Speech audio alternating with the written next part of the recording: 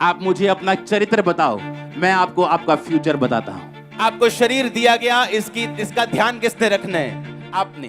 पाप वाला जो जीवन है ये बड़ा डेंजरस है, क्योंकि हो सकता है आज आप गुनाह में हो और आशीषित हो रहे हो।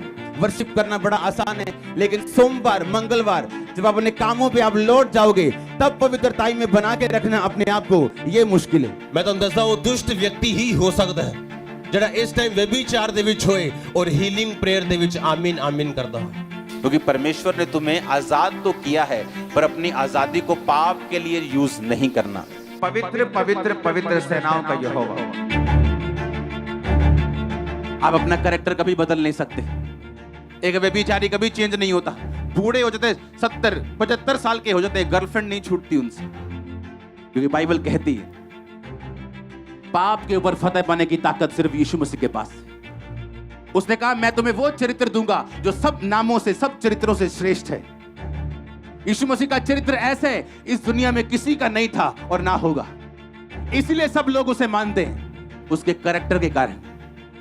कहता मैं तुम्हें वो कैरेक्टर दूंगा जो सब कैरेक्टर से श्रेष्ठ है, और जब तुम उस कैरेक्टर में बोलोगे दुष्ट आत्मा को जाने के लिए, वो जाएगी। ਬਾਈਬਲ ਇਸ ਲਈ ਪੜ੍ਹਨੀ ਹੈ ਆਪਾਂ ਪਰਮੇਸ਼ਵਰ ਦੇ ਦਿਲ ਨੂੰ ਸਮਝ ਸਕੀਏ ਕਿ ਬਾਈਬਲ ਦੇ ਵਿੱਚ ਲਿਖਿਆ ਕੀ ਹੈ। ਇੱਕ ਬੰਦੇ ਨੇ ਅਗਰ ਕੁਝ ਕੀਤਾ ਉਹਦਾ ਅਸਰ ਕੀ ਹੋਇਆ, ਜੇ ਨਹੀਂ ਕੀਤਾ ਉਹਦਾ ਅਸਰ ਕੀ ਹੋਇਆ। ਯਾਕੂਬ ਦੀਆਂ ਕਿੰਨੀਆਂ ਪਤਨੀਆਂ ਸੀਗੀਆਂ? 2। ਹੁਣ ਤੁਸੀਂ ਕਹੋਗੇ ਜੇ ਯਾਕੂਬ ਦੀਆਂ 2 ਪਤਨੀਆਂ ਸੀਗੀਆਂ ਤੇ ਮੇਰੀਆਂ ਕਿਉਂ ਨਹੀਂ ਹੋ ਸਕਦੀਆਂ? ਪਰ ਨਵੇਂ ਨਿਯਮ 'ਚ ਕਿੰਨੀਆਂ ਲਿਖੀਆਂ ਹੋਣੀਆਂ ਚਾਹੀਦੀਆਂ। ਪੁਰਾਣੇ ਨਿਯਮ ਦੇ ਵਿੱਚ ਵੀ ਕੋਈ ਨਿਯਮ ਨਹੀਂ ਸੀਗਾ ਕਿ 2 ਹੋਣੇ ਚਾਹੀਦੀਆਂ ਜਾਂ 1 ਹੋਣੀ ਚਾਹੀਦੀ, ਪਰ ਤੁਸੀਂ ਕੰਪੇਅਰ ਕਰੋ ਉਹਦੇ ਪਿਤਾ ਦੀ ਜ਼ਿੰਦਗੀ ਤੇ ਉਹਦੀ ਜ਼ਿੰਦਗੀ ਨੂੰ। ਉਹਦੇ ਪਿਤਾ ਦੀਆਂ ਕਿੰਨੀਆਂ ਪਤਨੀਆਂ ਸੀਗੀਆਂ? ਕਿੰਨੀਆਂ? 1। ਹੁਣ ਤੁਸੀਂ ਲਾਈਫ ਕੰਪੇਅਰ ਕਰੋ, ਜਿੰਨਾ ਯਾਕੂਬ ਨੇ ਫਾਈਟ ਕੀਤੀ ਆਪਣੀ ਫੈਮਿਲੀ 'ਚ ਉਹਦੇ ਫਾਦਰ ਨੇ ਨਹੀਂ ਕੀਤੀ। ਅਗਰ ਕਰੈਕਟਰ ਸਹੀ ਨਹੀਂ ਹੈ ਤੇ ਕੁਝ ਵੀ ਸਹੀ नहीं।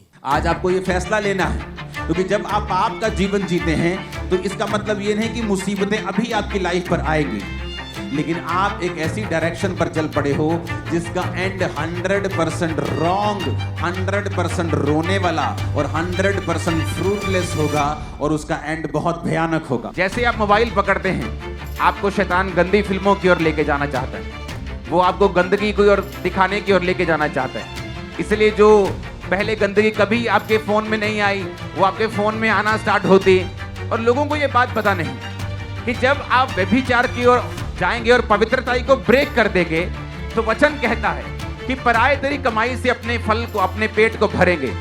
यानी तेरा फाइनेंस तेरे फायदे का नहीं होगा, उससे दूसरे लोग फायदा उठाएंगे, लेकिन तुझे कोई भी फायदा नहीं मिलेगा।